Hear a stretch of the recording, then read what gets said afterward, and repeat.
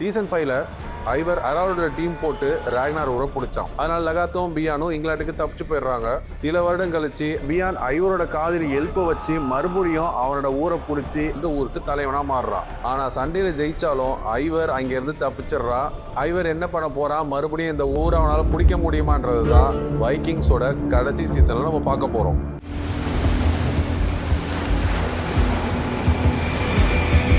பியான் தலைவனானதோ முதல் மக்கள் கூட்டம் ஆரம்பிச்சது. சில ஐவரோட பாடி கார்ட்ஸை பிடிச்சிட்டு வந்தாங்க.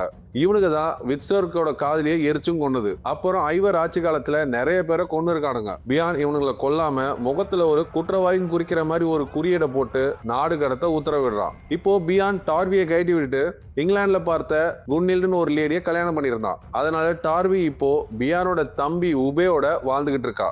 உட்காந்து பேசிட்டு இருக்கும் போதுதான் லகார்தா அவ தன்னோட கடைசி காலத்தை எந்த சண்டையும் சச்சரவும் இல்லாம அமைதியா கிடக்க அவ ராக்னாரோட வாழ்ந்த அந்த பழைய பண்ணை வீட்டுக்கே போறேன்னு சொல்றா. உபேவும் இங்கேயே அடங்கி கிடக்காம நிறைய நிலங்களை கண்டுபிடிச்சு நம்ம மக்களை ஒரு அமைதியான வாழ்க்கையை வாழ வைக்கணும்னு ஆசைப்படுறான். அதனால அதை நோக்கி போக போறதா சொல்றான். ஆனா விட்சர்க்கு அவனோட காதலி ஐவரால தான் கொல்லப்பட்டதால அவன் முழு டைமும் இப்ப போதையில தான் இருக்கான். அவனோட லட்சியமே ஐவரை கண்டுபிடிச்சு கொல்லணுன்றது தான். ஐவர் தற்போதைக்கு பதுங்கி இருந்தாலும் எப்ப வேணாலும் அவன் பாய்வான்னு இவங்க எல்லாருக்கும் தெரியும். இப்படி இங்க பேசிட்டு இருக்க அதே நேரத்துல தான் ஐவர் அவனுடைய அடியாட்களோட ரஷ்யா பார்டரை கிராஸ் பண்ணிக்கிட்டு இருந்தான். ரஷ்யா பார்டர்ல ஐவர் இவனுக்கு ஆளுங்கெல்லாம் பேசிட்டு இருந்ததை ஒரு ஒத்த கண்ணை ஒருத்தன் ஒட்டி கேட்கிறான். இந்த ஒத்த கண்ணை பணத்துக்காக அந்த ஊர் சோல்ஜர்ஸ் கிட்ட இவனுங்களை பத்தி போட்டு கொடுத்துட்றான். அடுத்த நாள் கருப்பு டிரெஸ் தொப்பி போட்ட சில சோல்ஜர்ஸ் ஐவரையும் அவன் டீமையும் அரெஸ்ட் பண்ணிடுறானுங்க. அவனை அரெஸ்ட் பண்ணி இளவரசர் கிட்ட கூட்டிட்டு போறானுங்க. இவன் தான் இந்த ரஷ்யா நாட்டோட இளவரசர். இவன் பேரு ஓலேக் த ப்ரொஃபட். நம்ம இவனை ப்ரொஃபட்னே கூப்பிடலாம். ப்ரொஃபட், நீ யாரு, எதுக்கு உன் கூட சேர்ந்தவங்க எல்லாம் உன்னை கிங்னு கூப்பிடுறாங்கன்னு கேட்டதுக்கு ஐவர் தன்னை அறிமுகம் செஞ்சுக்கிட்டான். தன்னோட பிரதர்ஸ் கிட்ட சண்டை போட்டு தோற்று போனதால அடைக்கலம் தேடி தான் இங்க வந்தேனே தவிர்த்து வேற எந்த நோக்கமும் இல்ல அப்படின்றத அவன் சொன்னான். இருந்தாலும் அவனுக்கு சந்தேகம் தீர்ந்தபாடு இல்ல.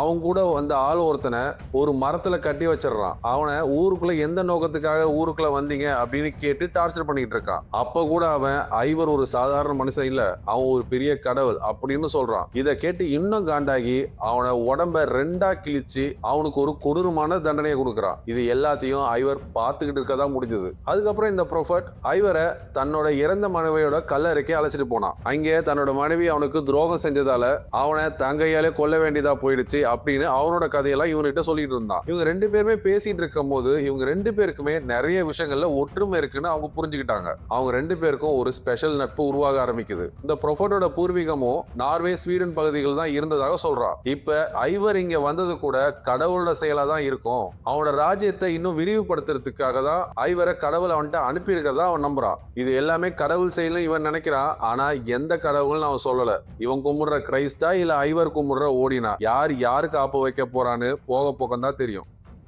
லகாத்தாவும் ஆசைப்பட்ட மாதிரியே அவளும் ராக்னார் வாழ்ந்த பழைய பண்ணை வீட்டுக்கே போறான். கூடவே உபேவும் டார்வியும் போறாங்க. அந்த வீடை பார்த்த உடனே அவளுக்கு பழைய சந்தோஷமான நாட்கள் எல்லாமே ஞாபகத்துக்கு வந்துச்சு. அவளோட வாழை ஒரு இடத்துல போச்சுட்டு அவ மிச்சம் இருக்க வாழ்க்கைய இந்த இடத்துல கடக்கலான்னு முடிவு பண்றா. கொஞ்ச நாள் கழிச்சு ராக்னார் ஊருக்கு அரால்டோட வேலையாள் ஒருத்தன் ஒரு செய்தியை கொண்டு வரான். போன சண்டையில காயப்பட்ட அரால்டு ஒலாஃப்னு ஒரு தலைவன் அவனை காப்பாத்தி அவன் அடிபட்ட இருந்த நேரத்துல அரால்டோட நாடை புடிச்சிடுறான். அவனை ஜெயிலையும் தூக்கி போட்டுறான். இந்த ஒலாஃப் இந்த மண்டையன் தான் போன சீசன்ல விட்சர்க்கு ஐவர் அடிக்க ஹெல்ப் கேட்டு கூப்பிட்டு வந்திருப்பான். அவன் தான் இந்த ஆளு. அதனால தன்னோட பழைய நட்புக்காக பியான் தனக்கு வந்து உதவணும்னு அரால்டு இவனுங்களை உதவி கேட்டு அனுப்பியிருக்கான். அரால்டு ஆள்பலம் இல்லாம பியானால அவன் ஊரை திருப்பி பிடிச்சிருக்கவே முடியாது. அது மட்டும் இல்லாம அரால்டு பல தடவை உயிரை காப்பாத்திருக்கான். இப்ப இவனுக்காக ஒரு போர் செய்யணுமான்னு பியான் யோசிக்கிறான். அவனை போய் காப்பாத்தி கொண்டு வந்தா கூட நன்றியோட தான் இருப்பான்ன்றது கூட அவனுக்கு தெரியாது. ரொம்பவும் குழப்பத்துல இருந்த பியான் ஒரு குழப்பத்திலே ஒரு முடிவுக்கு வந்தான். ஃப்ளோக்கியோட கப்பல் ஒண்ணு கரைக்கு வரத உபே பாக்குறான். அதுல ஃப்ளோக்கி தான் இருக்கானான்னு போய் பார்த்தா உள்ள வர்றது வேற ஆளு. அவன் ஃப்ளோக்கியோட ஐலாண்டு செட்டில்மெண்ட்டுக்கு போனவன்ல ஒருத்தன். அந்த ஊர்ல பெரிய கலவரம் பண்ணி அவன் குடும்பத்தை தவிர எல்லாரையும் இவன் தான் கொன்னது. அதுக்கப்புறம் தான் ஃப்ளோக்கி ரொம்ப மனசு நொந்து போய் அந்த குகையில மாட்டிக்கிட்டே செத்தான். ஐஸ்லாந்து இப்ப புதுசா மக்களை குடியேற்றணும்னு இந்த ஊருக்கு இப்ப ஆள் தேடி வந்திருக்கான். ஃப்ளோக்கியை பத்தி உபே கேட்டதுக்கு ஃப்ளோக்கி புது வாழ்வல் நம்பிக்கையை இழந்துட்டு எங்கேயோ காணா போயிட்டான் அப்படின்னு இந்த மூக்கம் போய் சொல்றான். உபேக்கு இவன் மேல ஏதோ சந்தேகப்பட்டு அடுத்த வாட்டி நீ ஐஸ்லாந்துக்கு போகும்போது என்னையும் கூப்பிட்டுட்டு போ அப்படின்னு சொல்லி அனுப்புறான். பியான் அவங்க அம்மா லகார்த்தா இருக்கிற கிராமத்துக்கு போய் தான் அரால்ட காப்பாத்துறதுக்கு போறதா சொல்லி உபேயும் டார்வியும் ஐஸ்லாந்து பயணத்தை தள்ளி போட்டுட்டு கொஞ்ச காலத்துக்கு ராக்னர் ஊரை பாத்துக்க சொல்றான். விட்சருக்கு இப்ப இருக்க நிலைமையில அவனால இந்த ஊரெல்லாம் பாத்துக்க முடியாது. அதனாலதான் இவங்க 2 பேர்கிட்ட அவன் ஹெல்ப் கேட்கறான். குழந்தைங்களை லகார்த்தா கிட்ட விட்டுட்டு உபேயும் டார்வியும் ராக்னர் ஊருக்கு கிளம்புனாங்க. பியான் அரால்ட காப்பாத்த அவன் ஊருக்கு கிளம்புனான். பியானால நாடு கடத்தப்பட்ட கொள்ளைக்காரங்க இப்ப லகார்த்தா ஊர்ல தான் நோட்டை விட்டுக்கிட்டு இருக்கானுங்க. பியான் கிளம்புறதுக்கு முன்னாடி மூக்கனை கூப்பிட்டு ஃப்ளோக்கே பத்தி அந்த செட்டில்மெண்ட்டை பத்தியும் அவன்கிட்ட துருவி கேட்டுக்கிட்டு இருந்தான். மூக்கனும் முன்னுக்கு முரணா சொல்லிக்கிட்டே இருந்தா.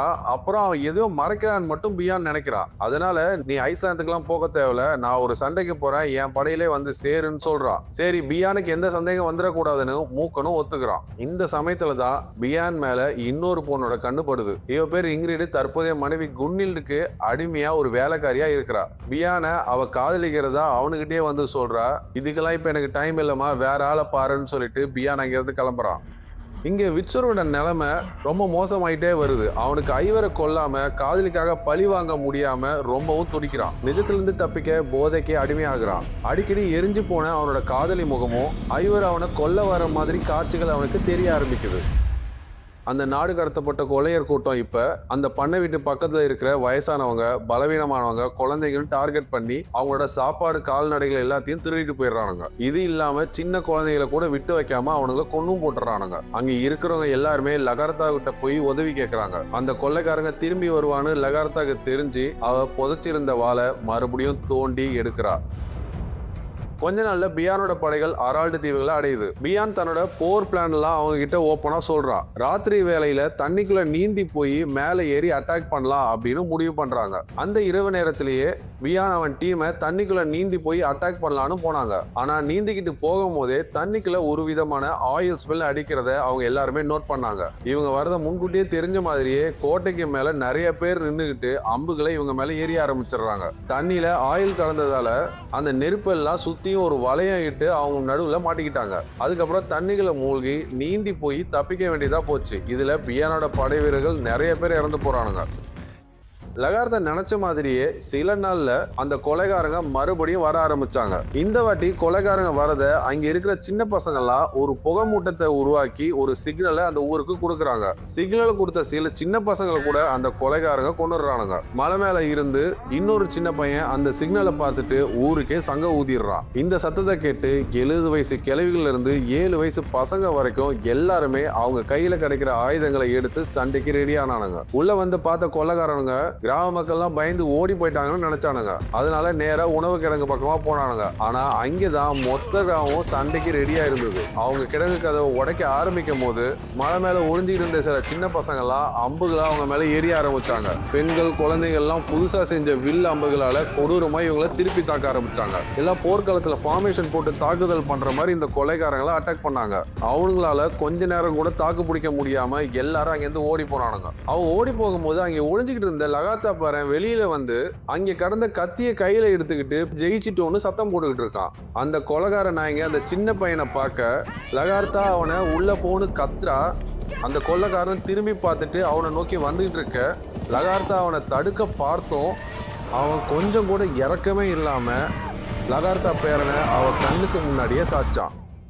லகார்த்தா ரொம்பவே நொறுங்கி போறா. தன்னோட பொறுப்புல இருந்து பேர குழந்தை உயிர் விட்டது அவளை ரொம்பவே கஷ்டப்படுத்துது. அதே நேரத்துல ராக்னார் ஊர்ல குன்னில்டுக்கு ஒரு கிராமம் எரியற மாதிரி கனவை கண்டு அதிர்ச்சியில எந்திரிக்கிறா. அது லகார்த்தோட கிராமமா இருக்கான்னு அவ சந்தேக உடனடியா டோர்வி கிட்டையும் உபே கிட்டையும் சொல்லிட்டு அங்கே கிளம்புறா. கனவு தானேன்னு சொல்லி உபே கூட சமாதானப்படுத்தினா. ஆனா அவன் மனசு கேட்காம நான் எதுக்கும் ஒரு எட்டு பார்த்துட்டு வந்துடுறேன்னு சொல்லிட்டு லகார்த்தாவோட கிராமத்துக்கு கிளம்புறா. ஆனா அவ இங்க வரத்துக்குள்ள லகார்த்தா அவளோட பேரனுக்கு இறுதி சடங்க அவ கையாலேயே செஞ்சு முடிக்கிறா.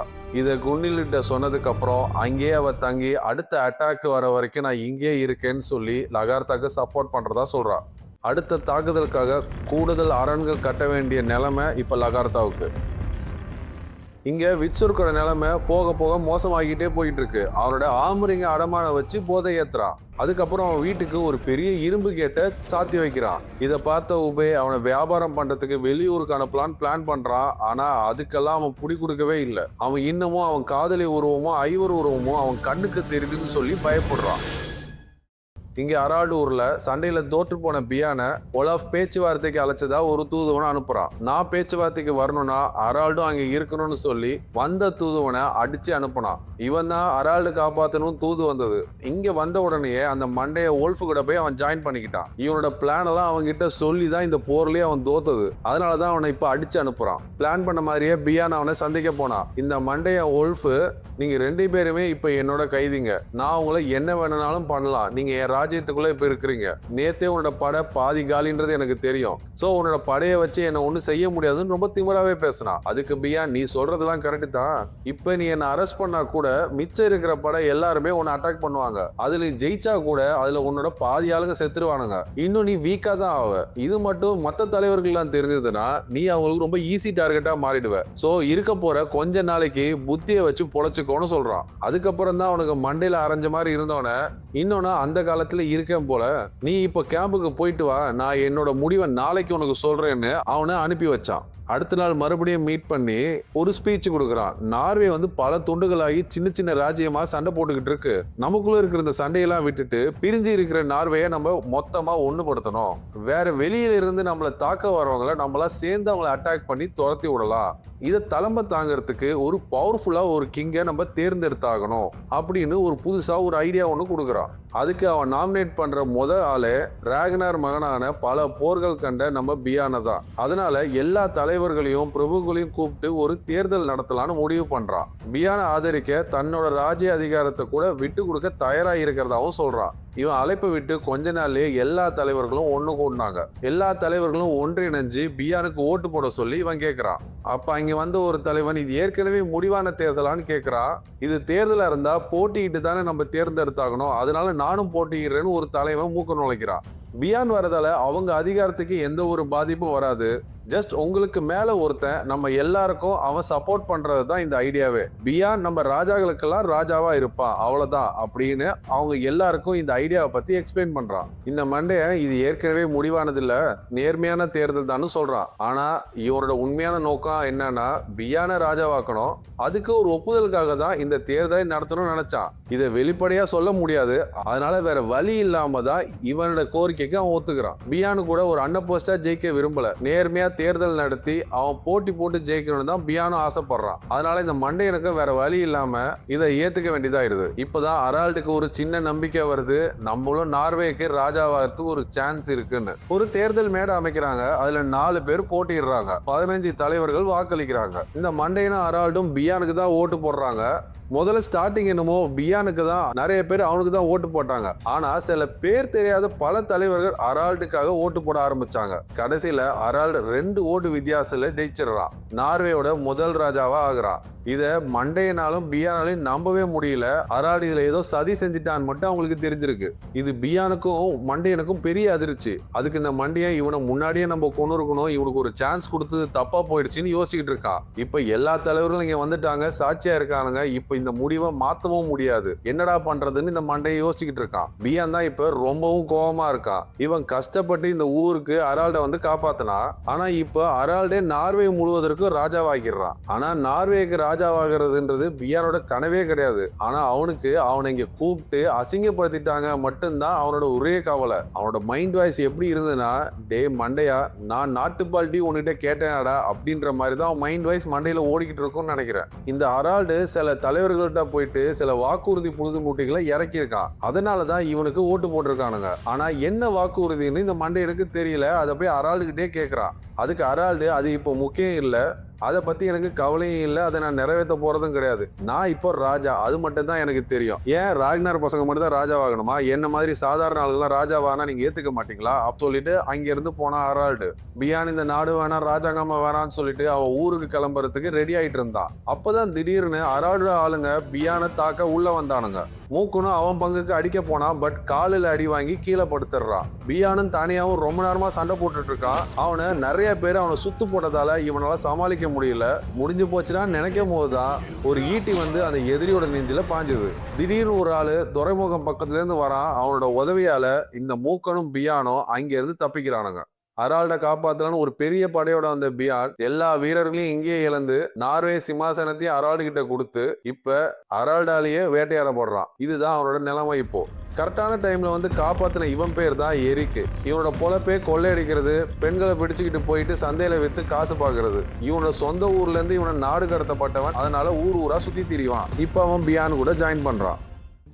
இங்க லகாத்தா ஊர்ல இந்த கொலைக்காரனுங்க முன்னாடி தாக்குதல் பயங்கரமா தோல்வி அடைஞ்சதால இந்த வாட்டி பக்கா ஸ்கெட்ச் பக்கா பிளானோட வரானுங்க. முதல்ல அந்த பாறை மேல நின்று இந்த சின்ன பசங்களை ஃபர்ஸ்ட் முடிச்சு விட்டுறானுங்க. அதுக்கப்புறமா கீழே இன்னும் நிறைய பேரை சேர்த்துக்கிட்டு இந்த வாட்டி அட்டாக் பண்றதுக்கு பிளான் பண்றானுங்க. அந்த கிராமத்துக்குள்ள உள்ள வரும்போது அங்க யாருமே இல்ல.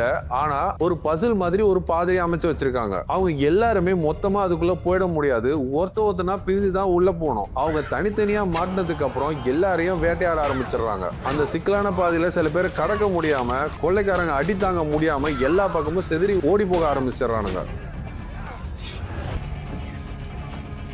எல்லாரையும் போட்டு தள்ளிட்டு லகார்த்தாவுக்கு நேருக்கு நேர் சண்டை போடுறதுக்கு கூப்பிடுறான். லகார்த்தாவும் அவன் வாளால தாக்க ஆரம்பிச்சா அவளோட கேடையும் ஒரு கட்டத்துல உடஞ்சு போக அவளோட ஆயுதமும் கீழே விழுந்துருது.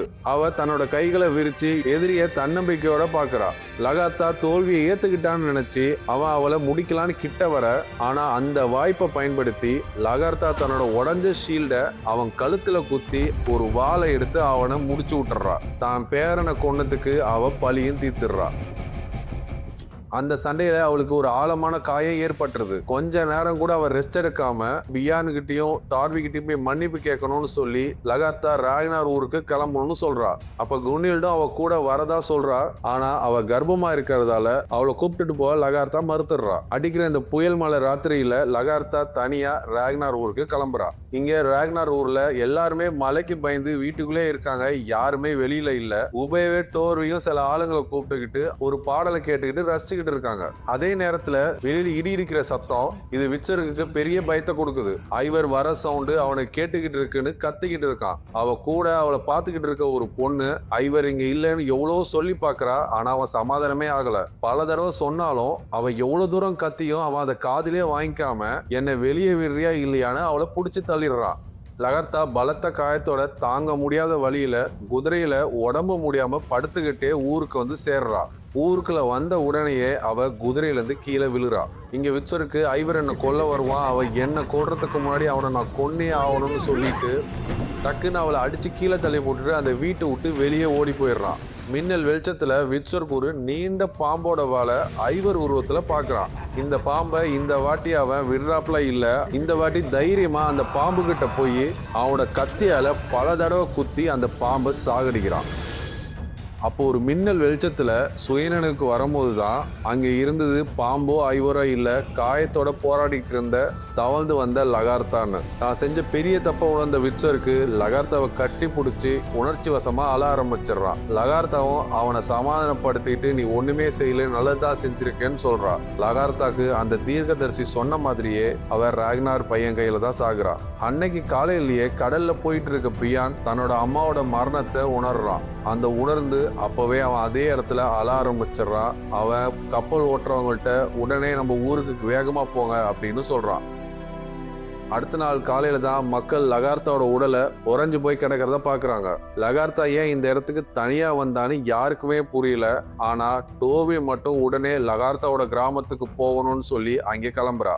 உபே உடனே விட்சருக்கு மேலதான் சந்தேகப்படுறா. அவன் வீட்டுக்குள்ள போய் பார்த்தாங்க, விட்சருக்கு அங்க இல்ல, அவன் எங்கேயோ ஓடி போயிருந்தான். லகார்த்தா கிராமத்துக்கு போன டார்வி அங்க நடந்த எல்லாத்தையுமே குன்னில்டு வழியா தெரிஞ்சுக்கிறா. தன் மகன் செத்து போன உண்மையை சோகத்தோட ஏத்துக்கிறா. லகார்த்தாவுக்கு ஒரு பெரிய இறுதி சடங்கு செய்யணும்னு அவங்க 2 பேருமே ஊருக்கு கிளம்பி வந்தாங்க.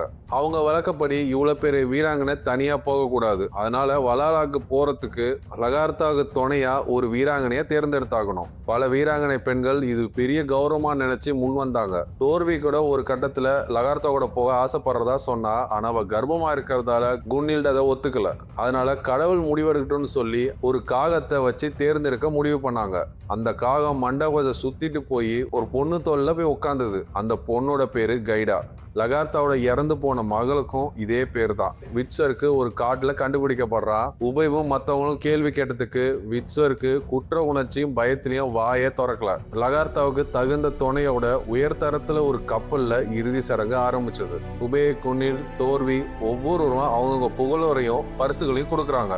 நெருப்பு வைக்கிறதுக்கு கொஞ்ச நேரத்துக்கு முன்னாடி தான் லகார்த்தாவோட ஒரே மகன் பியான் கடைசி நேரத்தை வந்து சேர்ந்தான். சண்டை போட்டு சலிச்சு போய் அமைதியான வாழ்க்கைக்கு ஆசைப்பட்டாலும் லகார்த்தா தன் விதியிலிருந்து தப்பிக்க முடியல. ஆனா லகார்த்தா ஒரு நிறைவான வாழ்க்கையை தான் வாழ்ந்தா. பிறகு வீரர்கள் அம்பு எய்து பனிக்கட்டிகளை உடைக்க ஆரம்பிச்சாங்க. படகை பிடிச்சு எல்லாரும் இழுக்கிறாங்க. லகார்த்தாவின் வெளிரி போன முகம் நெருப்புல மெதுவா மறைஞ்சு போகுது.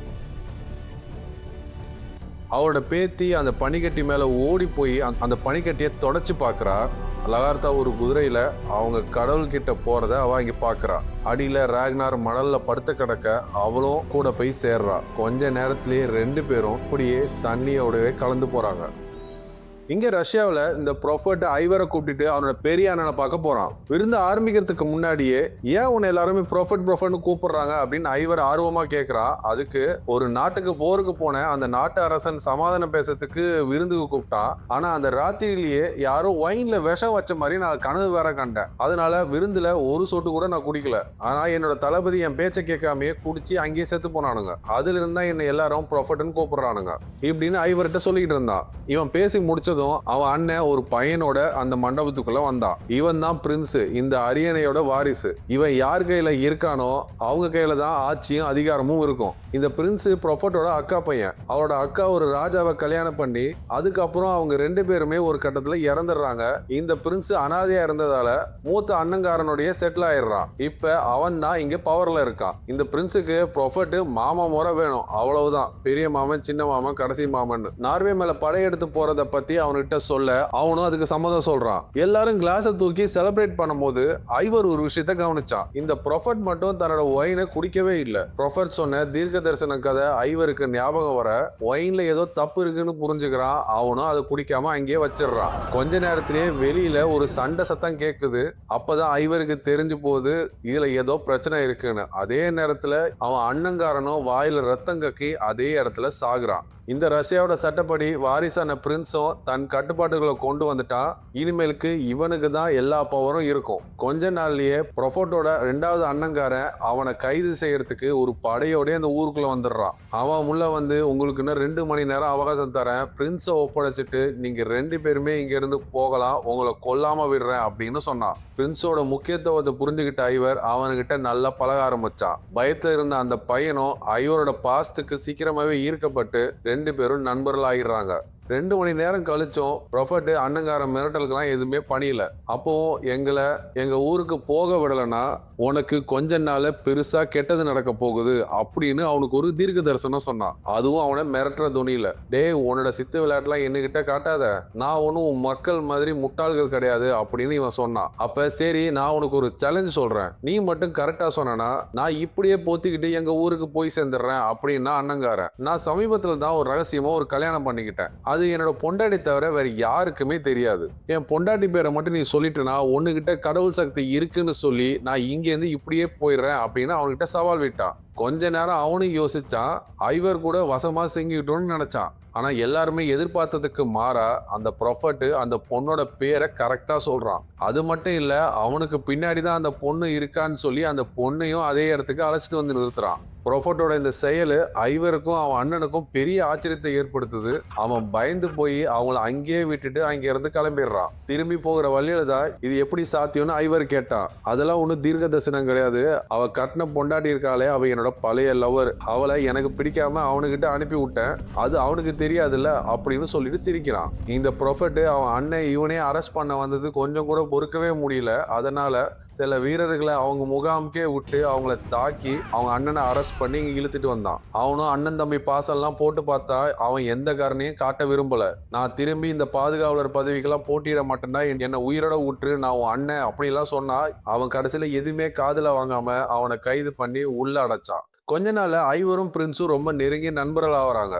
ஐவரும் அந்த பையன் கூட விளையாண்டு இவனோட வைக்கிங் மொழியெல்லாம் அவனுக்கு கத்துக் கொடுக்க ஆரம்பிச்சான். ஒரு நாள் அப்படியே அவங்க 2 பேர் பேசிட்டு இருக்கும் போதுதான் நாய்கள் சத்தம் ஜாஸ்தியா கேட்கிற மாதிரி இருந்தது.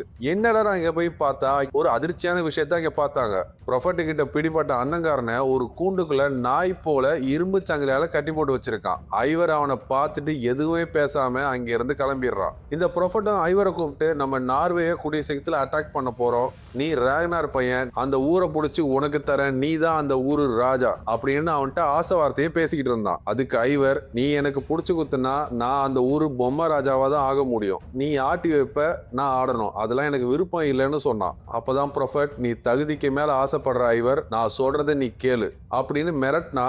ஆனா அவன் எதுக்குமே பயப்படாம தைரியமா நின்னதால இந்த வழியில போனா ஐவர்கிட்ட ஒத்து போகாதுன்னு அவன் ஈஸியா புரிஞ்சுக்கிட்டு அதுக்கப்புறம் அவனை சால்வ் பண்ணி பேச ஆரம்பிச்சான். ஐவருக்கு இவன் குரல் வசதி பேசுறது கொஞ்சம் கூட பிடிக்கல. இனிமேலுக்கு ஐவரோட ஆட்டத்தை ஆரம்பிக்க வேண்டிய நேரம் வந்துருச்சுன்னு நினைச்சான். விட்சருக்கு அவன் போதையில ஐவருன்னு நினைச்சு லகாத்தோ கொண்டுட்டதா சொல்லி அவன் வாக்குமூலம் கொடுத்து சரண்டர் ஆயிடுறான். அதனால அவனை நடுவீதியில கட்டி போட்டு எல்லாருமே சாணியில் அடிக்க ஆரம்பிச்சானுங்க. அன்னைக்கு இரவு பியான் ரொம்ப குழப்பத்திலே இருந்தான். மூளை என்ன சொல்லுதோ அதை செய், மனசு சொல்றதை கேட்காதுன்னு ராக்னார் சொன்னது பியானுக்கு ஞாபகம் வந்தது. அடுத்த நாளே அவனை சுத்தி கட்டைய வச்சு கட்டி அவனை கொளுத்தி விட்டானுங்க. ஆனா விட்சருக்கு அவன் மரணத்தை சிரிச்சுக்கிட்டே ஏத்துக்கிறான். விட்சர்க்கை பொறுத்த வரைக்கும் இவனுக்கு மரணன்றது தண்டனை ஆகாது, அது அவனுக்கு விடுதலை அப்படின்னு அவன் நினைக்கிறான்னு பியான் புரிஞ்சுக்கிறான். அதனால பியான் உபையை பார்த்து ஒரு பார்வை பார்க்க உபே அவன் கோடலை தூக்கி போட்டு அந்த கயிறை அறுத்து விட்டான். அவனும் தண்ணிக்குள்ள விழுந்து உயிர் பொழைச்சான். பியான் அவனை கொல்லாம விட்சருக்கு உன்னை நான் அவ்வளோ நிம்மதியா சாக விட மாட்டேன்னு சொல்லி அவனை இந்த ஊர்ல இருந்து நாடு கடத்தினான். ஐவரு, பிரின்ஸை நீ சுயமா திங்க் பண்ண ஆரம்பிக்கணும், யாரையும் நம்பாத, உங்க மாமனையும் சேர்த்து அப்படின்னு சொல்லி நிறைய அரசியல் அறிவுரைகள்லாம் அவனுக்கு சொல்லி கொடுத்துக்கிட்டு இருந்தான். அவனை ஒரு வீரனா மாத்த அவன் ட்ரை பண்றான். அப்புறம் ஐவர் ரகசியமா அண்ணங்காரனை பார்க்க போனான். அவனுக்கு போகும்போது சாப்பிட்றதுக்கு ஒரு எலும்பும் கொடுத்தான். அப்ப அண்ணங்காரன், என்ன மட்டும் நீ தப்பிக்க வச்சனா உனக்கு நான் மாட மாளிகைகள், பெண்கள், நீ நினைக்கிற பொருள்லாம் தரேன் அப்படின்னு அவன்கிட்ட ஆசை வார்த்தை பேசிட்டு இருந்தான். அவன் ரொம்ப சிம்பிளா, உன் பணம் பெண்ணெல்லாம் நீயே வச்சுக்கோ, அது என்கிட்ட நிறைய இருக்கு, ப்ரொஃபோட்டோட ஆட்சியை கவுழ்த்துட்டு பிரின்ஸை உட்கார வைக்கிறேன்னு சொல்லு, உன்னை நான் இங்க இருந்து காப்பாத்துறேன் அப்படின்னு சொன்னான். அவனும் அதுக்கு தலை வணங்கி ஒத்துக்கிறான்.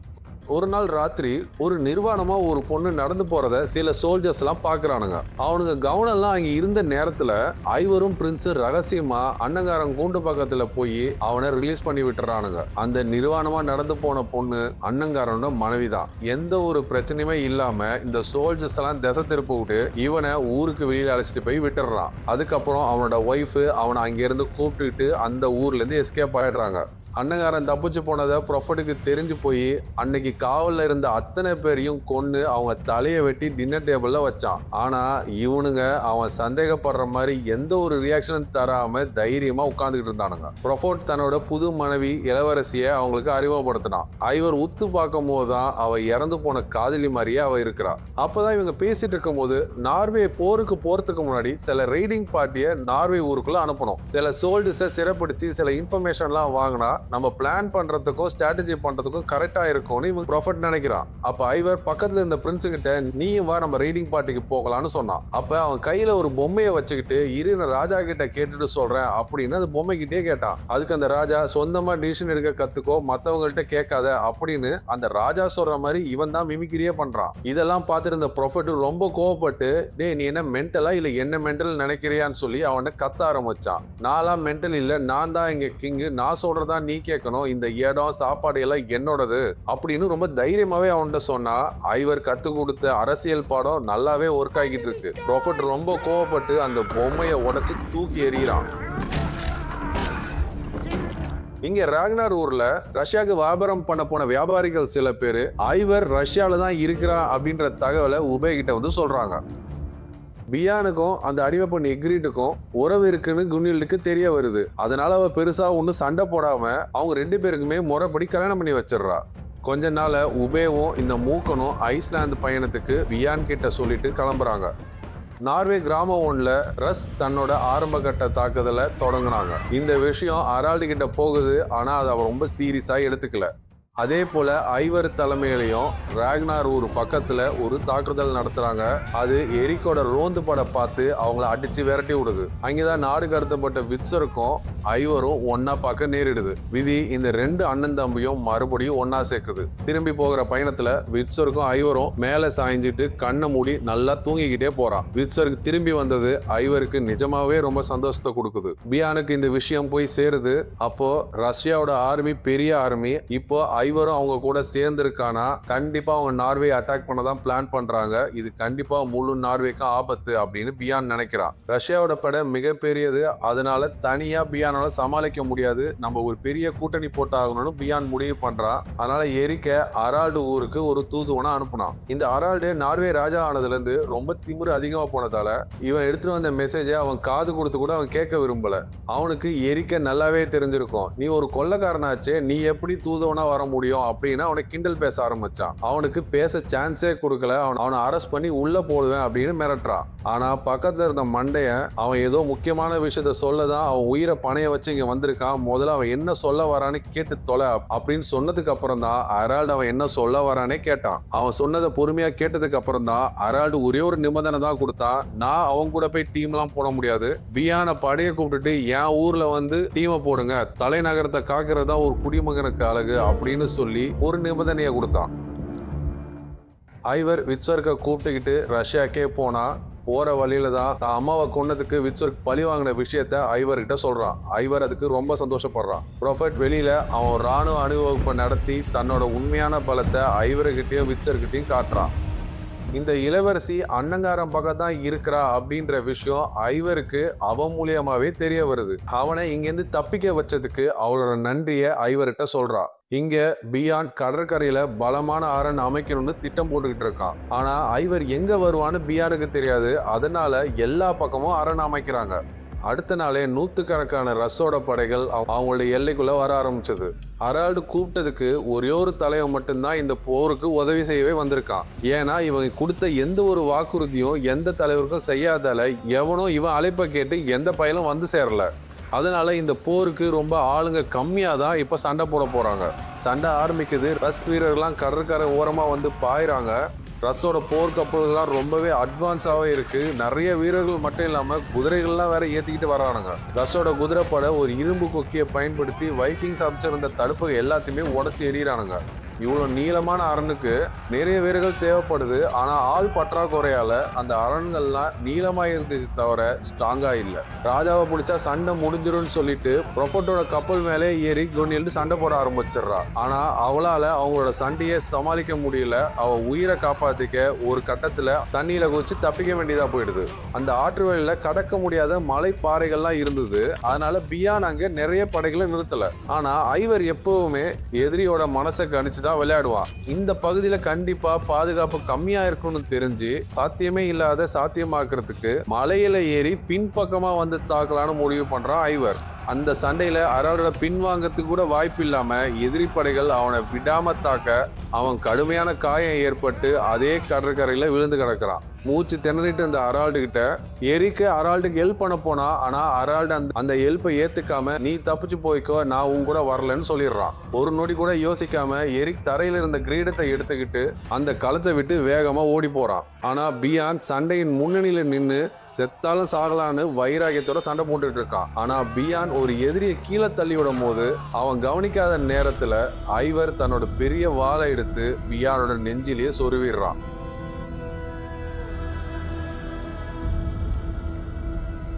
பியான் ஐவர் கத்தியால குத்தி சாச்சாலும் அவன் இன்னும் சாகல. அவனோட ஆட்கள்லாம் மயக்கமா இருந்த பியானை அவன் ஊருக்கே தூக்கிட்டு போனாங்க.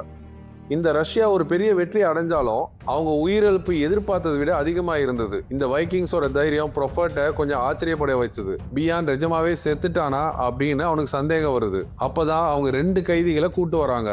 ஒருத்தர் ரொம்ப காயப்பட்ட அரால்டும், இன்னொருத்தன் இப்ப இந்த உதவாத இந்த மண்டைய ஓல்ஃபும். ப்ரொஃபட் கொஞ்ச நேரம் யோசிச்சு அரால்ட உயிரோட விடலான்னு முடிவு பண்ணி ஜெயில போட சொல்லிடுறான். இந்த மண்டையெல்லாம் தேவையில்லைன்னு சொல்லி அவனை உயிரோட பிரின்ஸை விட்டு எரிக்கி விட்டுறான். அந்த மண்டைய கையில கொத்துக்கிட்டே எந்த ஒரு சத்தமும் போடாம அவன் மரணத்தை அவன் ஏத்துக்கிறான். ஐவர் அரால்ட பார்க்க போன போது தான் அந்த சிறை காலியா இருந்தது.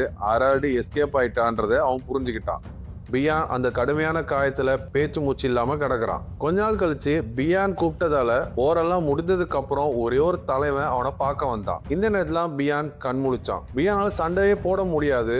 இதனால வைக்கிங்ஸ் படையோட மனபலத்தை இது குறைச்சிடும். அதனால இன்னும் சில தலைவர்களை உதவிக்கு வர வரைக்கும் சண்டையை தள்ளி போடணும் அப்படின்னு எரிக் ஐடியா கொடுக்குறான். எரிக் சொன்னது கரெக்டா இருந்தாலும் இது பியானுக்கு ரொம்பவும் கோவத்தை உண்டாக்குது. நம்மளா ஓடினோட வாரிசுகள், நான் உயிரோட இருக்கிற வரைக்கும் இந்த கிறிஸ்டியன்ஸ் என்னோட மக்களை வந்து துன்புறுத்ததுக்கு நான் அனுமதிக்கவே மாட்டேன்னு ஆவேசமா பேசினான். பியான் பேசுறதை கேட்ட எரிக்கு கொஞ்சம் வெக்கப்பட்டு பியான் கிட்ட மனசார மன்னிப்பு கேட்கிறான். எரிக் அந்த கிரீடத்தை பியான் படுக்க மேலேயே வச்சுட்டு அங்கிருந்து போயிடுறான். அந்த நிமிஷத்துல இருந்து பியான் தான் நார்வேயோட உண்மையான ராஜா. அதை அவன் சொல்லாம சொல்லிட்டு போனான். அந்த பக்கத்துல இருந்த கிரீடத்தை பத்திலாம் அவன் கொஞ்சம் கூட கவலையே படல. இந்த ரஸோட கொடுமையிலிருந்து தன்னோட மக்களை எப்படி காப்பாத்தணும் மட்டும்தான் அவன் நினைச்சுக்கிட்டு இருந்தான். பெரிய சண்டை நடக்கிறதுக்கு ஒரு நாளைக்கு முன்னாடி ஒரு ஊர் தலைவன் தனியாவே ரசு முகாமுக்குள்ள போறான். அவனுக்கிட்ட போயிட்டு பியான் செத்து போயிட்டதா அறிவிக்கிறான்.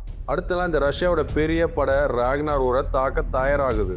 பியான் இல்லாதால இந்த போரை நம்ம ஈஸியா ஜெயிச்சிடலாம் அப்படின்னு தான் உள்ள வந்தாங்க. அப்ப தூரத்துல இருக்கிற மலை மேல பியானோட உருவம் தெரியுது. ஒரு வெள்ளை குதிரை மேல பியான் தனியா சாதாரணமா சண்டை களத்தை நோக்கி வரான். ஐவராலையும் விட்சருக்காலையும் யாராலையும் இதை நம்பவே முடியல. பியான் செத்து போயிட்டுதா இங்க இருக்க எல்லா வீரர்களுக்கும் தெரியும். ஆனா இப்போ அவன் கண் முன்னாடி உயிரோட வந்து நிக்கிறான். அந்த காலத்துல இந்த மாதிரி மூட நம்பிக்கைகள்லாம் இருந்தது. இந்த சம்பவம் அந்த வீரர்களுக்கெல்லாம் பயங்கரமான பயத்தை கொடுக்க ஆரம்பிச்சது. பியான் மனுஷனா இல்ல பேயா இல்ல கடவுளான்னு டெஸ்ட் பண்ண அங்க இருந்தவங்க வில்ல எடுத்து அவன் மேல அம்புகளை எரிய ஆரம்பிச்சாங்க. பியான் மேல பல அம்புகள் பட்டு ரத்தம் தெறிக்க ஆரம்பிக்குது. அந்த சோல்ஜர்ஸ் கிட்ட அவன் மனுஷன் தான், அவன் பேயோ கடவுளோ கிடையாது அப்படின்னு சொன்னான். ஆனா பியான் செஞ்ச அடுத்த காரியம்தான் அந்த வீரர்கள்லாம் இன்னும் பயமுறுத்த ஆரம்பிச்சது. காயம் பட்டிருந்தாலும் அவன் மெதுவா தன்னோட ராஜாவோட வாளை மேல உயர்த்தினான். பியான் அவன் வாளை தலைக்கு மேல தூக்கும் போது சுத்தி எல்லா பக்கத்துல இருந்தும் வைக்கிங் சிறுவர்கள் ஓடி வந்து ராஜா பியான் பின்னாடி வந்து நிக்கிறாங்க. ஆண்கள், பெண்கள், வயசானவங்க, குழந்தைங்கன்னு எல்லாருமே அங்கே தன்னோட ராஜாவுக்காக சண்டை போட தயாரான. அப்புறம் அவனோட வாளை தூரத்துல இருக்கிற வானத்தை நோக்கி நீட்ட ரஸுக்கு பின்னாடி இருந்த நிறைய வைக்கிங் வீரர்கள் வராங்க. அரால் கூப்பிட்டு வராதங்க, இவன் கூப்பிட்ட உடனே எல்லாருமே வந்து நிக்கிறாங்க. அவங்க மனசுல பியான் தான் நார்வேயோட உண்மையான ராஜா.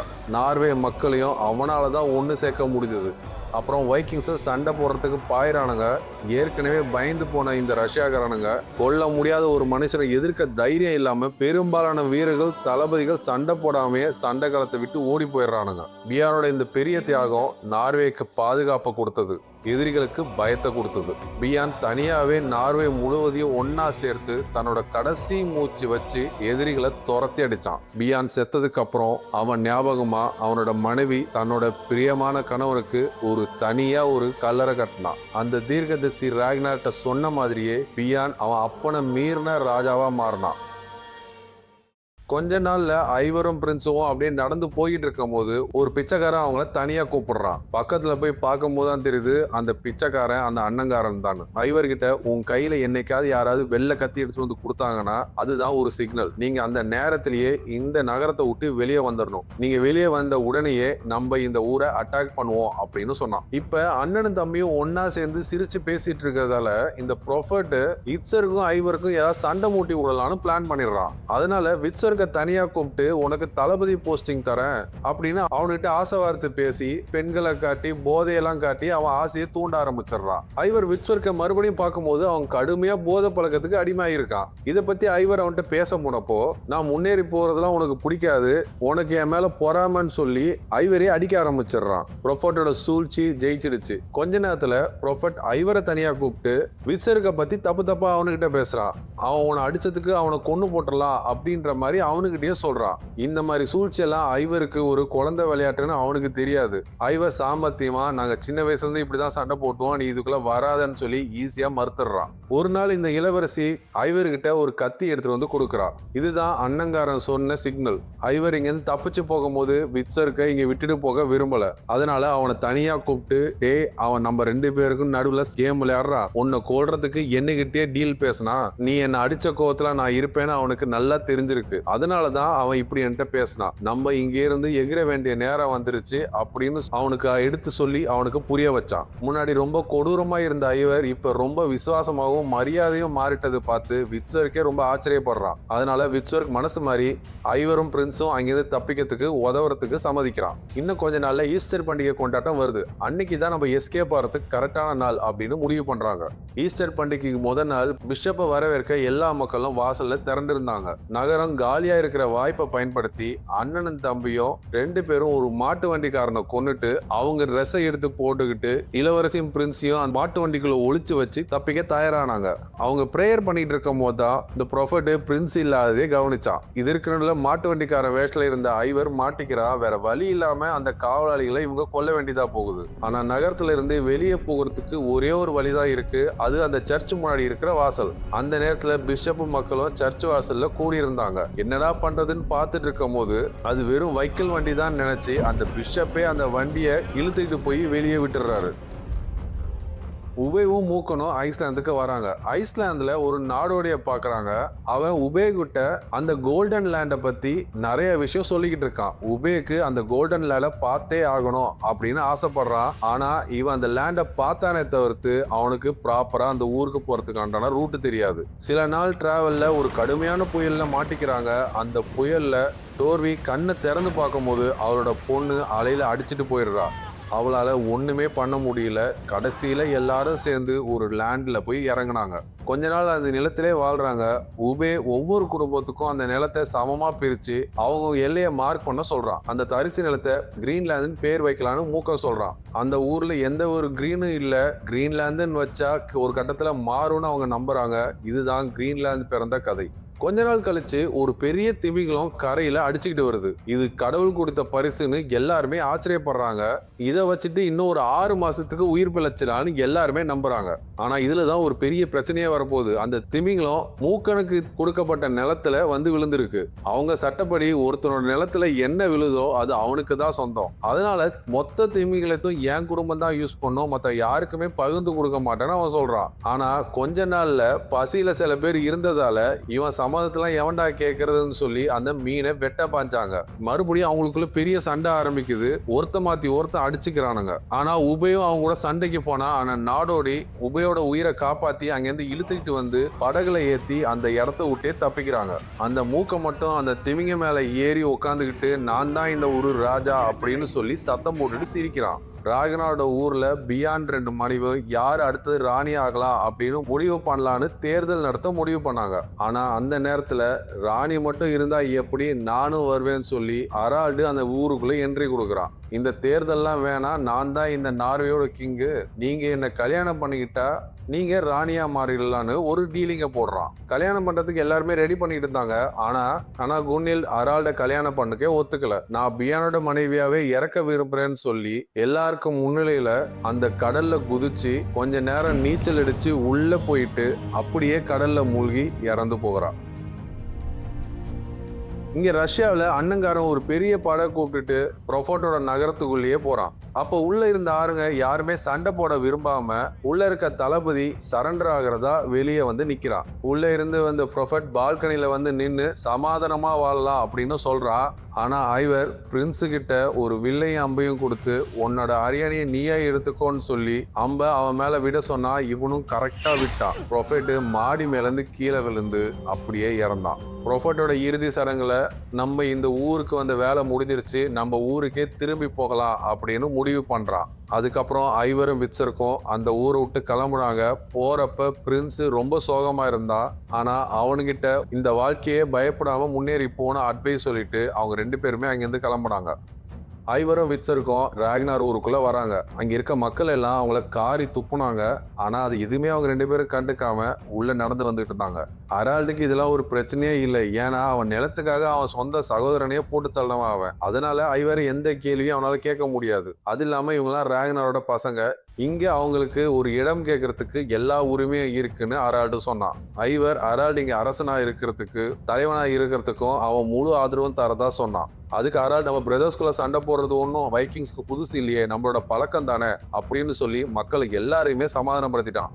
அதுக்கப்புறம் கொஞ்ச நேரம் பேசுறதுக்கு அப்புறம் ஐவர் அரால்டுக்கு நம்ம ஒரு வைக்கிங், நம்ம ஒரே இடத்துல இருக்க முடியாது, நம்ம மறுபடியும் இங்கிலாண்டை அட்டாக் பண்ணி ரெய்டுக்கு போகணும் அப்படின்னு சொன்னான். அரால்டும் ரொம்ப போர் அடிச்சு போயிருந்தான். தான் வாழ்நாள் முழுவதும் நார்வே கிரீடத்துக்காக ஓட்டினான். அதை பிடிச்சதுக்கு அப்புறம் அவனுக்கு ஒரு நோக்கமே இல்லாம போயிடுச்சு. அதனால ஐவரோட சேர்ந்து இங்கிலாந்துக்கு போக முடிவு பண்ணான். கொஞ்ச நாளைக்கு முன்னாடி வரைக்கும் ஐவரை தண்டிக்க ஆசைப்பட்ட மக்கள் இப்போ அவன் பேச்சை கேட்டு அவனுக்கே ஆதரவளிக்க ஆரம்பிச்சிடுறாங்க. அரால்டு இந்த ரெய்டுக்கு போவோம் வருவோமான்னு தெரியாது, அதனால அதனால தற்காலிகமா எரிக்கையும் அவன் புதுசா கட்டின அந்த அடிமை பொண்டாட்டியுமே அந்த அரியணையில உட்கார வச்சுட்டு தான் போனான். வைக்கிங் படம் மறுபடியும் இங்கிலாந்து நோக்கி போகுது. இதை கேட்ட ஆல்ஃபிரட் ரொம்பவும் டென்ஷன் ஆகிறான். அதோட அவன் மனைவி இன்னமும் டென்ஷன் ஆகிறா. இந்த காட்டு முன்னாடி வைக்கிங்ஸ் கூட்டம் எப்ப பார்த்தாலும் இங்க வரானுங்க, இங்க பெரிய அழிவை உண்டாக்குவானுங்க, அதுக்கப்புறம் நீங்க கூப்பிட்டு பேசுவீங்க, அவங்களுக்கு நிலம் காசுன்னு கொடுத்து அனுப்பிடுறீங்க, அப்புறம் மறுபடியும் வருவானுங்க, இப்படியே நடந்துகிட்டு இருந்தா இதுக்கு ஒரு முடிவே இல்லையா அப்படின்னு அவன் பொண்டாட்டி ஆல்ஃபிரட பிடிச்சி கத்திக்கிட்டு இருக்கா. ஐவர் எந்த இடத்துல சண்டை போடுறன்னு அவன் ஒரு முடிவை தேர்ந்தெடுத்தான். ஒரு மலை உச்சி மேல நின்னுகிட்டு இங்க இருந்து பார்த்தா எல்லாரோட ஆக்டிவிட்டி ஈஸியா தெரியும், அதனால இதுதான் கரெக்டான இடம் அப்படின்னு முடிவு பண்ணான். இது கூட ராக்னார் அவனை இங்க கூப்பிட்டுட்டு வந்தப்ப சொல்லி கொடுத்த ஐடியா தான். ஐவர் அப்படி நடந்து போயிட்டு இருக்கும்போது திடீர்னு அவனோட வலது கால் முழங்காலுக்கு கீழே முறிஞ்சு போகுது. அவனோட பிரேஸ் இருந்தும் அவன் கீழே விழுந்துடுறான். ஆனா ஐவர் தான் விழுந்த இடத்த பார்த்து திடீர்னு அவனுக்கு ஒரு தந்திரத்தை யோசிக்கிறான். அது என்னன்னா, எதிரியை நம்ம முடமாக்கணும் அப்படின்னு சொல்றான். கிரீன்லாண்ட்ல இருந்து தப்பிச்ச உபயும் அவனோட டீமும் உயிர் பிழைக்கிறது ரொம்ப கஷ்டம். அவங்க கிட்ட சாப்பாடும் இல்லை, நல்ல தண்ணீரும் இல்லை. கடல்ல தத்தளிச்சுக்கிட்டு இருந்தாங்க. அப்போ கொஞ்சம் மழை பெஞ்சதால அந்த தண்ணியை பிடிச்சி கொஞ்ச நாள் ஓட்டிக்கிட்டு இருந்தாங்க. சேமிச்சு வச்சிருந்த மழை தண்ணி கூட இப்ப காலி ஆயிடுது. மறுபடியும் நாட்கள் போகுது. அவங்க நிலைமை ரொம்ப மோசமாகிட்டு இருக்கு. உபே ஒரு கைத்துல இருந்து கொஞ்சமா தண்ணியை பிழிஞ்சு மகனோட உதட்டுல விடுறான். இருந்தவங்க எல்லாருமே சோர்வுல இருந்தாங்க. முடிவே இல்லையா அப்படின்னு இந்த நேரத்துல யோசிச்சுட்டு இருக்கும் போதுதான் உபே உண்மையிலேயே ஒரு பெரிய நிலப்பரப்பா பாக்குறான். அவங்க உயிர் பொழைச்சோன்னு அப்பதான் அவன் நம்ப ஆரம்பிச்சான். நிஜமாவே அது அவங்க ரொம்ப நாளா கனவு கண்ட அந்த வளமான கோல்டன் லேண்ட் தான். அந்த லேண்ட்ல இறங்கி அங்க இருக்கிறதெல்லாம் சாப்பிட்டு ரொம்ப சந்தோஷமா இருந்தாங்க. அப்படியே அவன் காட்டுக்குள்ள நடந்து போகும்போதுதான் சின்ன குடிசைய பாக்குறாங்க. ஆனா அது காலியா இருக்கு. ஆனா இங்க யாரோ இருக்கிறதுக்கு உண்டான அறிகுறியும் அதுல இருக்கு. இவங்க இப்படியே பேசிட்டு இருக்கும் போதுதான் டக்குன்னு சில ஆளுங்க அவங்கள திடீர்னு சுத்தி வளைச்சாங்க. அதுக்கப்புறம் ஒரு ஆளுக்கு பின்னாடி பெண்களும் குழந்தைங்களும் வராங்க. அவங்க ஒரு அம்பை உடைச்சி அவங்க இங்க தீங்கு செய்ய வரல அப்படின்றத காட்டினாங்க. அதுக்கப்புறம் இவங்க எல்லாரையும் அழைச்சிக்கிட்டு போய் அவங்க தலைவி கிட்ட காட்டி நிறைய பரிசு பொருட்கள்லாம் இவங்களுக்கு கொடுக்குறாங்க. அவங்களோட தனித்துவமான ஆயுதங்கள், சண்டை பயிற்சிகள் எல்லாத்தையுமே காட்டினாங்க. இவங்க ஹேர் ஸ்டைல் வரைக்கும் அவங்க ரொம்ப ரசிச்சு பாக்குறாங்க. தோர்வியும் இவரோட ஹேர் ஸ்டைலை வச்சு அந்த பழங்குடி மக்களுக்கு தலைவாரியெல்லாம் விட்டுக்கிட்டு இருக்கா. இந்த பழங்குடி மக்கள் கூடயே அவங்க பழக ஆரம்பிச்சாங்க. ஆனா அவங்க பேசும்போது சில வைக்கிங்ஸோட வார்த்தைகளை அவங்க யூஸ் பண்ண ஆரம்பிச்சாங்க. இந்த வைக்கிங்ஸோட மொழியெல்லாம் அவங்களுக்கு எப்படி தெரியும்னு கேட்கும் போதுதான் அவங்க ஒரு பைத்தியக்காரங்க வந்தா அவன் தான் எங்களுக்கு கத்து கொடுத்தான் அப்படின்னு சொல்லி அதுல இருந்து கடந்து போனாங்க. அவங்க எல்லாருக்கும் ஒரு ஒரு கிஃப்ட் கொடுத்தாங்க.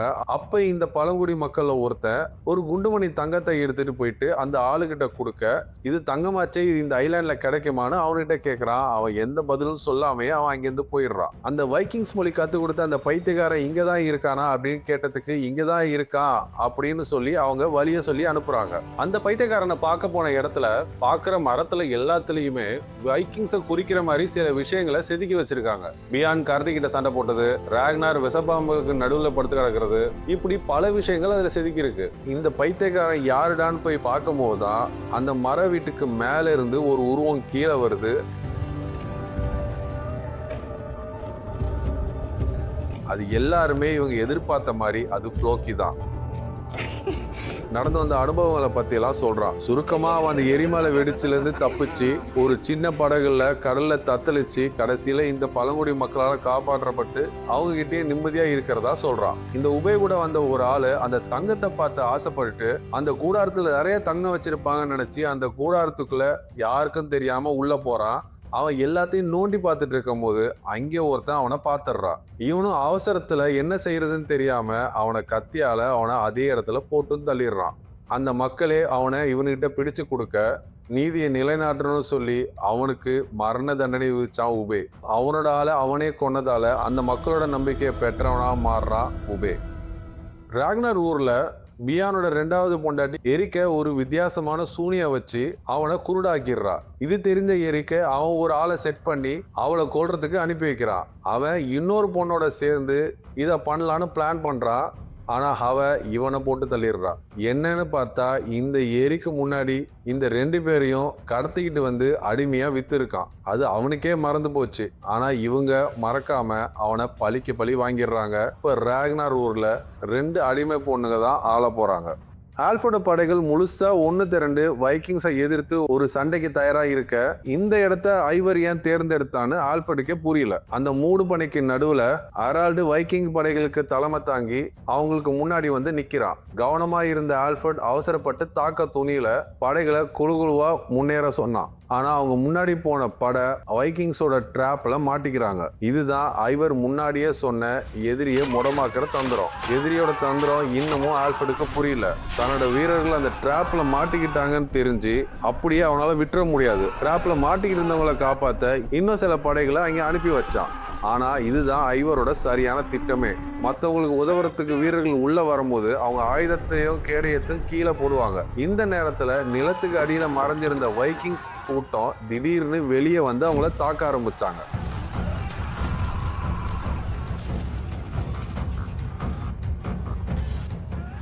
இந்த சண்டையில தான் ஆல்ஃபர்ட ஒருத்தன் கத்தியால குத்திடுறாங்க. ஆனா அதிர்ஷ்டவசமா அவன் உயிர் பொழைச்சுக்கிறான். கீழே விழுந்து கிடக்கிறான். அப்பதான் ரத்தம் பூசி முள்கிரீடம் தரிச்சு ஒரு உருவத்தை பார்க்கறான். அது அவனோட தேவன் அவன் நினைக்கிறான். இந்த முக்கியமான நேரத்துல தான் கடவுள் தன்னை காப்பாத்துறதா அவன் உறுதியா நம்ப ஆரம்பிச்சான். ஆச்சரியமா திடீர்னு காட்டுல மூடு பனி ஜாஸ்தி ஆகுது. ஐவர் பின்வாங்கறதுக்கு சத்தம் கொடுக்க வேண்டியதா போயிடுது. எல்லாருமே பின்வாங்க ஆரம்பிச்சாங்க. இது ஆல்ஃபர்டுக்கு ஒரு நிம்மதி பெருமூச்சு விட வாய்ப்பு கொடுக்குது. எல்லாருமே பயந்து பின்வாங்க நினைச்சாங்க. ஆனா ஆல்ஃபர்டு யாருமே பின்வாங்க கூடாது, என்ன நடந்தாலும் நம்ம களத்துல விட்டு போக கூடாது, கடவுள் நம்ம கூட தான் இருக்கார் அப்படின்னு எல்லாருக்கிட்டையுமே கத்திக்கிட்டு இருக்கான். இதற்கு நடுவுல தான் காட்டுல ஹெரால்ட் வழி தெரியாம அலைஞ்சுக்கிட்டு இருந்தான். அப்ப திடீர்னு ஆல்ஃபர்டோட சோல்ஜர் ஒருத்தன் அவன் பின்னாடி வந்து ஒரு நீளமான கத்தி எடுத்து ஆல்ஃபர்ட் உடம்புல குத்தி சொருகிறான். அப்ப ஹெரால்டும் தன்னோட இறந்து போன தம்பியை பாக்குறான். அவன் ஹெரால்ட வல்காலா கூட்டிட்டு போறதா சொல்றான். ரெண்டு பேருமே பாட்டு பாடுறாங்க. ஹெரால்டு யாருக்கிட்ட பேசிட்டு இருக்கான்னு குழப்பத்தில் நின்றுட்டு இருந்தான் அந்த சோல்ஜர். அந்த நேரத்தை பயன்படுத்தி ஹெரால்டு ஒரு கத்தி எடுத்து அவன் கழுத்திலே குத்தி அவனையே சாகடிக்கிறான். அப்படியே ஹெரால்டு இறந்து போறான். கொஞ்ச நேரத்துல ஐவர் அமைதியா அந்த சண்டை களத்துக்கு நடுவுல வந்து நின்னான். அப்பதான் ஐவர் சமாதானம் பேசிக்கலாம் அப்படின்னு நடுவுல பேச்சுவார்த்தைக்கு வந்தான். ஆனா ஆல்ஃபர்ட் இந்த மூஞ்செல்லாம் சமாதானம் பேசுற மூஞ்சே இல்லை, இது வேற ஏதோ பிளான் பண்ணுதுன்னு நினைச்சுக்கிட்டு ஆல்ஃபர்ட் அந்த சமாதான பேச்சுவார்த்தைக்கு ஒத்துக்கல. மறுபடியும் சண்டை ஆரம்பிக்குது. விட்சர்க் ராக்னாரோட மகன் தெரிஞ்சு அவனை முடிச்சு விட்டனா இந்த போர் நின்னுடன் முடிவு பண்ணி எல்லாருமே அவனை தாக்க ஆரம்பிச்சாங்க. ஒரு சோல்ஜர் ஐவருக்கு முன்னாடி வந்து அவனை பார்த்து பயந்து போய் நிக்கிறான். என்னை பார்த்து எதுக்கு பயப்படுறேன்னு ஐவர் சொல்லி என்னை பார்த்து பயப்படாதன்னு சொல்றான். அந்த சோல்ஜர் எந்தவித யோசனையும் இல்லாம ஐவரை பல தடவை அவன் கத்தியால குத்தி கீழே சாச்சான். அதே நேரத்துல ஃப்ளோக்கியோட செல்ல புள்ள களத்துல சாஞ்சிட்டான்றது ஃப்ளோக்கி உணர்ந்தான். இதை பார்த்த விட்சர்க் ஐவரை நோக்கி வேகமா ஓடுறா. ஐவர் அங்க சாஞ்சதை பார்த்து ஆல்ஃபர்ட் சண்டையை நிறுத்திடுறான். ஐவர் தன்னை ரொம்ப அதிகமா நேசிட்ட தம்பி மடியிலேயே செத்து போறான். இது வரைக்கும் ஊருக்கே பயத்தை காட்டினவன் பயமா இருக்குன்னு சொல்லிட்டு அப்படியே இறந்தான். எல்லாரும் ஐவரை ஒரு இறக்கம் இல்லாதவன் கொடூரமாறவன் பார்த்தாலும் அவன் வளர்ந்த சூழ்நிலையை நம்ம மறக்க கூடாது. பிறந்த அன்னைக்கே அவன் அப்பாவால காட்டுல தூக்கி எறியப்பட்டு ஓநாய்களால தின்னப்பட்டிருப்பான். அவன் வாழ்நாள் முழுவதும் கேலிக்கு மத்தியில தான் வளர்ந்திருக்கான். மற்றவங்களுக்கு இல்லாத அறிவும் தந்திரமும் அவன் வளர்த்துக்கிட்டான். 9வது நூற்றாண்டுல ஐரோப்பாவில அவன் செஞ்ச தாக்கம் அவன் அப்பா ராக்னாரை விட அதிகம்னு சொல்றாங்க. அவன் ஆசைப்பட்ட மாதிரியே ஒரு பெரிய போர்க்களத்துல தான் அவன் செத்தான். இதுக்கப்புறம் சண்டை போறதுக்கு எதுவும் இல்லைன்னு தெரிஞ்ச விட்சர்க்கு ஆல்ஃபர்ட சரண்டர் ஆயிடுறான். கிறிஸ்துவத்தை ஏத்துக்கிட்டு ஞானஸ்தானமும் வாங்கிக்கிறான். ஆல்ஃபர்டுக்கு விட்சர்க்கு ஒரு புது கிறிஸ்துவ பேரா அத்தில்ஸ்டன்னு பேர் வச்சான். உபயும் ஃப்ளோக்கியும் கடற்கரையில் சும்மா உட்காந்து சூரியன் மறைஞ்சிட்டு இருக்கத பாக்குறானுங்க. அப்ப ஃப்ளோக்கி தினமும் ராக்னார் கனவுல வந்து அவனுக்கு ஒரு கப்பல் செய்ய சொல்லி டார்ச்சர் பண்றான்டா. டேய் நீ செத்துட்டடான்னு சொன்னா கூட அவன் கேட்க மாட்டேங்கிறான் அவங்க அப்பன் அப்படின்னு சொல்லி சிரிச்சுக்கிட்டு இருந்தாங்க. இப்போ அவங்க உலக விஷயங்களை பத்தி கவலைப்படாம சின்ன பசங்க மாதிரி ரொம்ப அமைதியா அந்த இடத்துல அவங்க வாழ ஆரம்பிச்சாங்க. இந்த சீரீஸ்ல ராக்னார் முதல்ல இங்கிலாந்து படையெடுப்புல சாமின்னு ஒருத்தர் கூப்பிட்டு வருவான். கதையில அவன் பேரு அத்தில்ஸ்டன். அவனுக்கு பையனா பிறந்த ஆல்ஃபர்ட் தான் இப்ப ராக்னாரோட ஆசைகளை நிறைவேற்றி வைக்கிறான். அவன் பேர் தான் கடைசியில விட்சர்க்கும் வைக்கிறாங்க. இங்கிலாந்துல ஆல்ஃபர்ட் த கிரேட் அப்படின்னு ஒரு கிங்கு உண்மையிலே வாழ்ந்திருக்காரு. அவர் தான் வைக்கிங் செட்டில்மெண்ட் அனுமதி கொடுத்து பல சண்டைகளை தவிர்த்திருக்காருன்னு சொல்றாங்க. இதோட Viking series முடிவடையுது.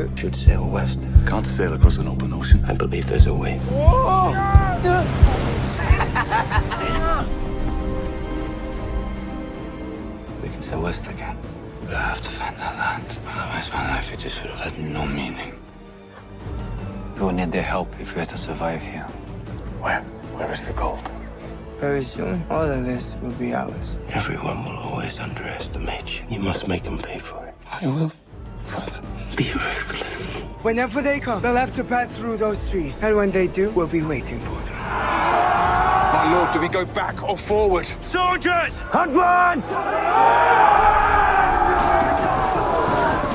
Lord, I beg you. You heard my command. We shall not retreat. One day, I will die. But when they dig up my bones, I want them to say, here is the grave of the most famous Viking who ever lived. Ragnar. Crazy man. Thank you for watching and thank you for listening. It's GK.